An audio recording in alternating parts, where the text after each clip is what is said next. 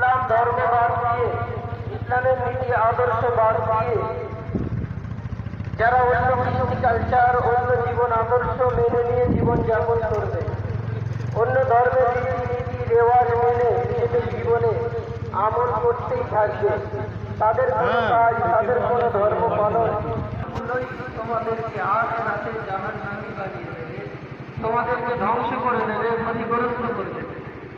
তাহলে আমরা প্রত্যেকেই, অন্তত যারা মুসলমানের ঘরে জন্মগ্রহণ করেছি, এটা প্রত্যেকেই বুঝি যে আমরা জাহান্নামী হয়ে, তাহলে এর থেকে বড় ক্ষতিগ্রস্ত আমরা আর কেউ হব না।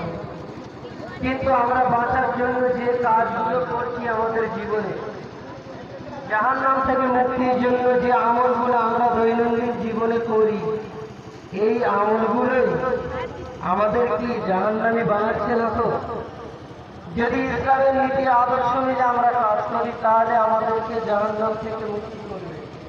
আর যদি ইসলামী কৃষ্টি কালচার, ইসলামের সিস্টেম বাদ দিয়ে